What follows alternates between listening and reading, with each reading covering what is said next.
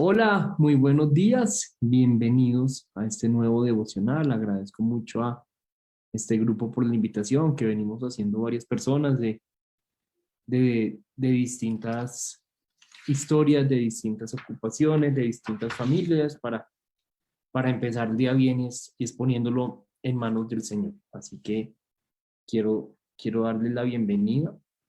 Eh, vamos a orar para iniciar este devocional. Así que aquí estamos, Señor, Padre bueno, en esta mañana te doy gracias porque podemos estar acá reunidos para conocer tu palabra, para tener una relación contigo, una relación que es personal, una relación que es íntima, una relación que es única, porque pese a todas nuestras condiciones, a todas nuestras dificultades, a todos nuestros defectos, a todo lo que nos distancia de ti, tú decidiste hacernos tus hijos.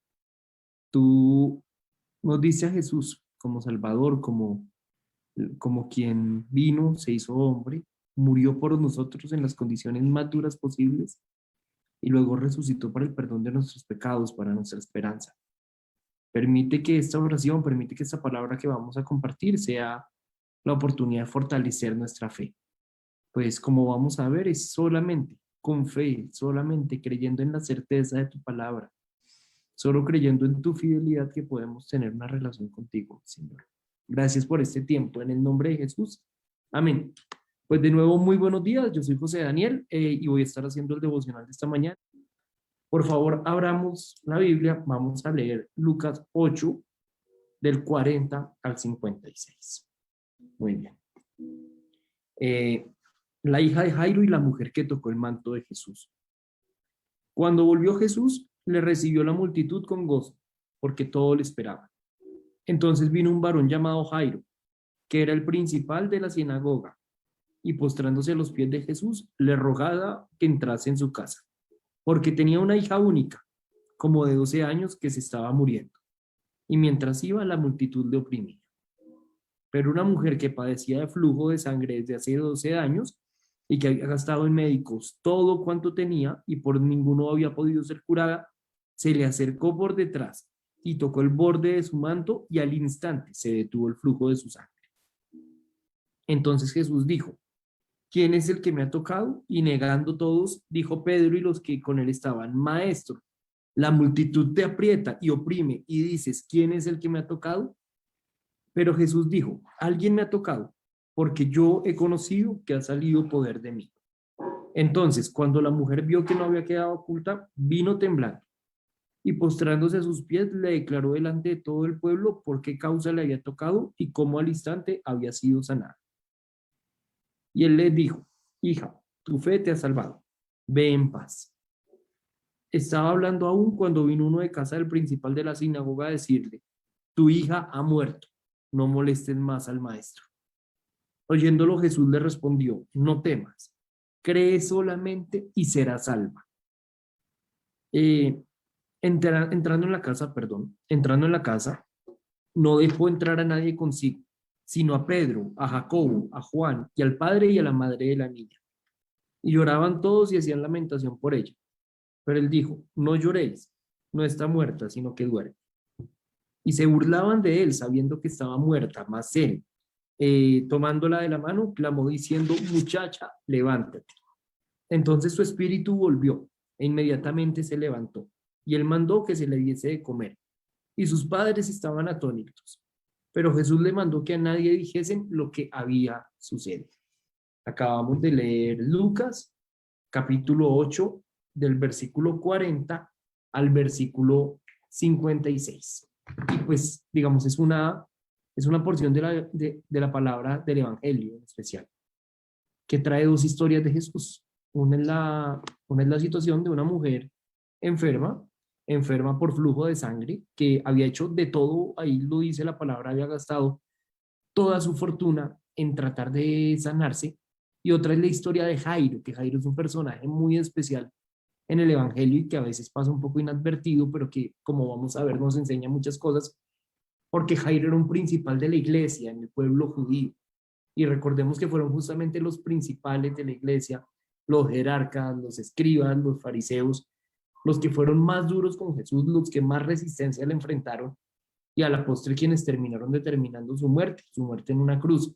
Así que vamos a referirnos a esas dos historias y pues yo les voy a contar a mí qué me enseñan estas dos historias contenidas acá en Lucas 8, del 40 al 56, y seguramente a cada uno de ustedes les tocará y les atravesará su vida y su corazón de maneras distintas.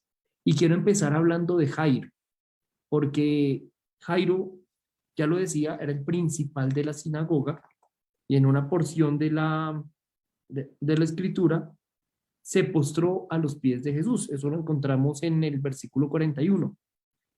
Decía, entonces vino un varón llamado Jairo, que era principal de la sinagoga, y postrándose a los pies de Jesús, le rogaba que entrase en su casa.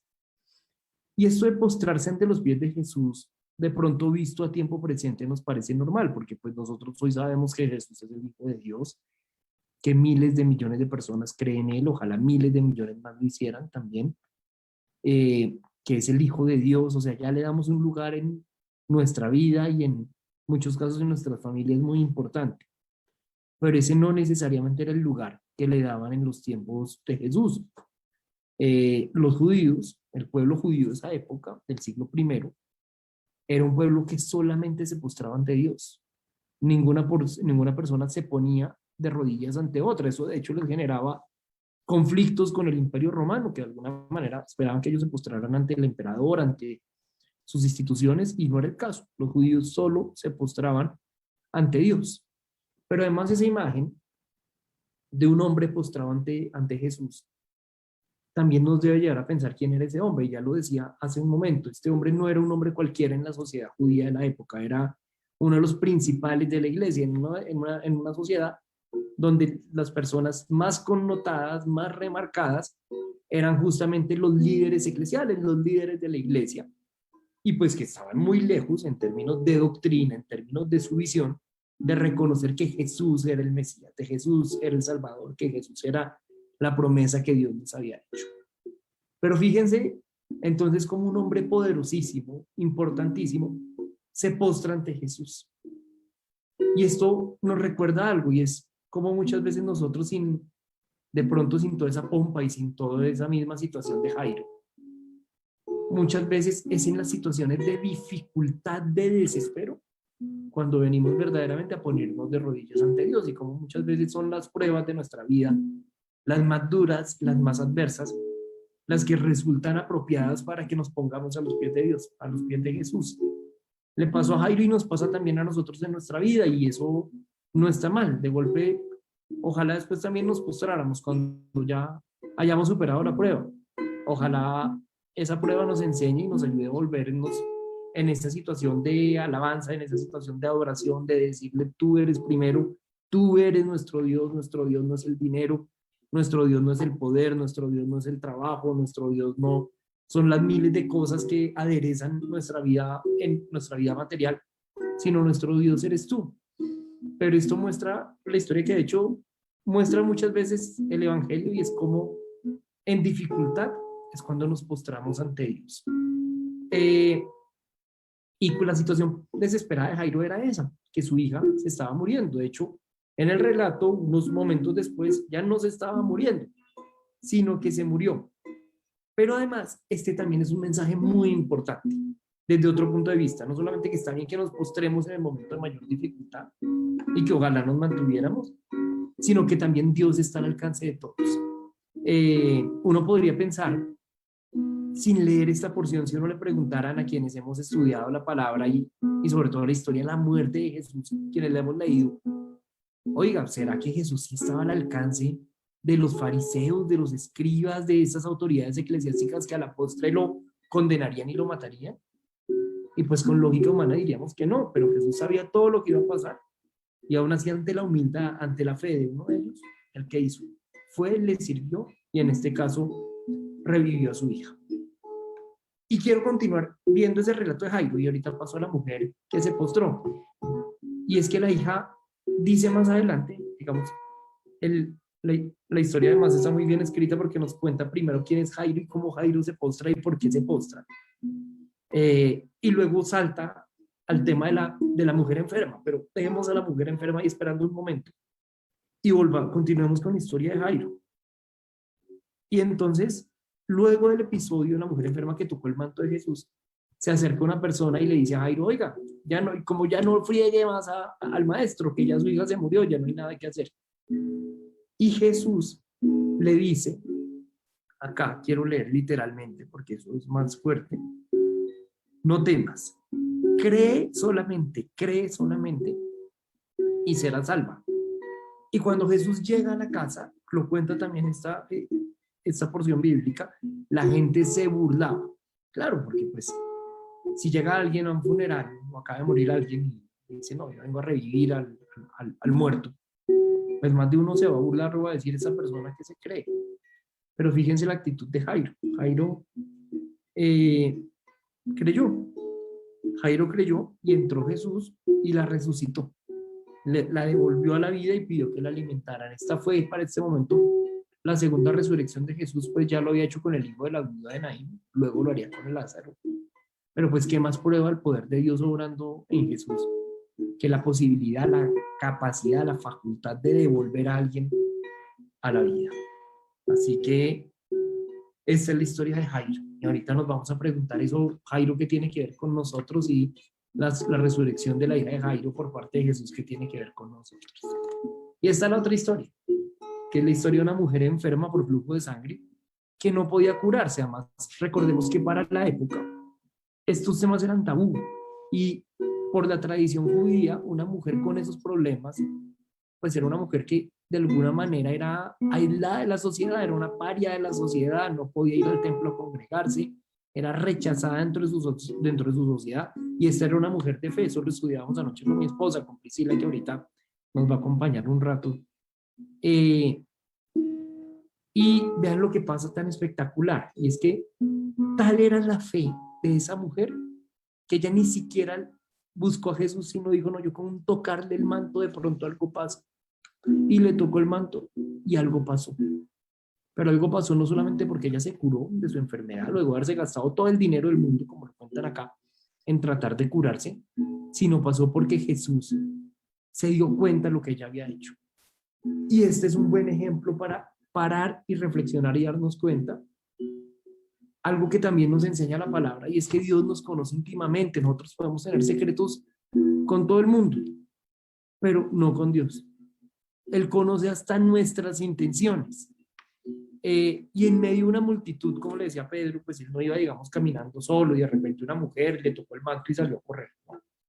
Él iba completamente empujado, estrujado por una multitud que lo tocaba, lo besaba, lo abrazaba, le preguntaba. Imagínense eso, una persona caminando en medio de una multitud, imagínense en un concierto y que el artista principal se meta entre la gente. Pues eso, digamos, obviamente va a sentir de todo y le va a pasar y de todo, y lo van a tocar y lo van a empujar, pero él se dio cuenta lo que había pasado. Por eso él dijo, alguien me ha tocado, y Pedro le reacciona, pues ¿cómo así que alguien le ha tocado? Todo el mundo acá lo está tocando porque acá estamos apretados. Él dijo, no, salió poder de mí. Y esto es una forma de ratificar eso, y es que en los momentos tal vez de mayor soledad, en los momentos de pensamiento, en los momentos de angustia, Él está ahí con nosotros. A veces no somos nosotros los que no lo sentimos, no lo vemos, pero Él está ahí. Y luego pasa algo muy, muy bonito, y es que la mujer fue sincera con Jesús. Digamos, todo el mundo dijo, no, yo no fui. Que ella dijo, ella fue y le puso la cara y dio testimonio de lo que Jesús había hecho. No se quedó callada como con ese tesorito diciendo, ay, vean lo que Jesús hizo por mí, no. Sino que lo publicó, se lo contó a los demás, porque muchas veces, siendo además ese un hecho vergonzoso para la época, recordemos, era una mujer que tenía un problema de flujo de sangre, como lo dice la Biblia. Y esto también nos debe llevar a preguntarnos cuántas veces Dios ha obrado en nuestra vida de maneras evidentes, de maneras elocuentes, y nosotros no lo hemos quedado, no se lo hemos contado a nadie. Muy bien, entonces, esto, digamos, esta es la historia de Jairo y de la mujer que tocó el manto. Pero yo creo que lo importante, más que sabernos la historia, más que recitarla, es entender esto que tiene que ver con nosotros. Lo primero es que Dios conoce nuestro corazón y no podemos ocultarle nada. nosotros ya en el siglo XXI, nosotros acá en Colombia, en Venezuela, en Estados Unidos, desde donde quiera que estemos conectados. Segundo, que lo hubiera puesto de primero, pero lo más importante es que es la fe la que hace la diferencia. Aún con nuestras debilidades, con nuestras dificultades, con nuestras dudas, yendo y volviendo, pero es con la fe, en la fe la manera en la cual nos relacionamos con Dios. Y la fe es certeza, la fe es confianza. La fe es saber que nosotros a veces incumplimos nuestra palabra. Nosotros decimos que vamos a una cita a las 5 de la tarde y ahora llegamos a las 6 de la tarde. O decimos yo te llamo y no te llamo después. Dios no. Dios siempre cumple su palabra y es la confianza en ese principio en donde debe residir nuestra fe, en la fidelidad de Dios. Y en entender, tercero, que esto es muy importante para nuestra vida, es entender que Dios tiene poder y autoridad para todo. Acá sanó una mujer enferma y revivió una joven que acababa de morir. Y como ya lo decíamos, que es con la fe, que él todo lo que pedía, todo lo que le pidió a la mujer enferma y todo lo que le pidió a Jairo, fue eso, que creyera. Y nosotros creamos. Acá estoy con mi esposa Priscila, varios de ustedes la conocen, ella ha hecho varios devocionales y vamos a hacer una alabanza, que también en su letra está muy relacionada con lo que estamos estudiando. Hola, buenos días a todos. Mientras que estamos nosotros interpretando esta alabanza, vamos a pedirles a todos que vayan escribiendo sus peticiones de oración para que José vaya revisándolas y podamos orar por ellas. Al estar en la presencia de tu divinidad, contemplar la hermosura de tu santidad,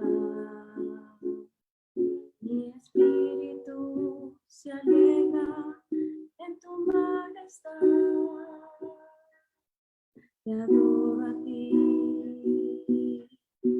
te adoro a ti, cuando veo la grandeza de tu dulce amor y compruebo la pureza de tu corazón. Mi espíritu se alegra en tu majestad.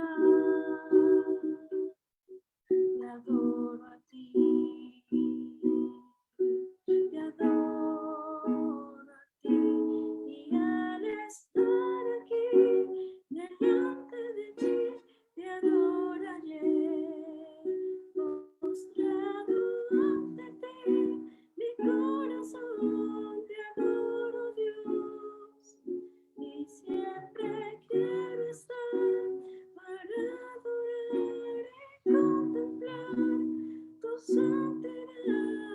Te adoro a ti, Señor, te adoro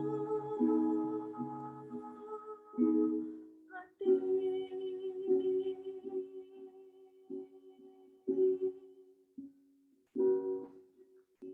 Vamos a orar un Padre Nuestro y con eso vamos a despedir este tiempo de alabanza. Les agradezco mucho a las personas que se han conectado en esta madrugada.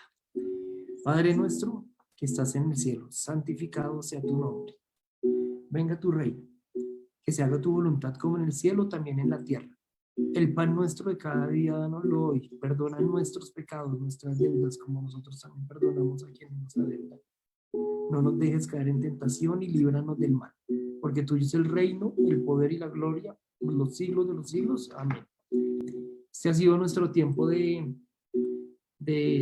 alabanza, de oración, de dar gracias, de creer, tener fe, y esa es tal vez la enseñanza que nos deja el Evangelio esta mañana. A todos muchas gracias, un buen día.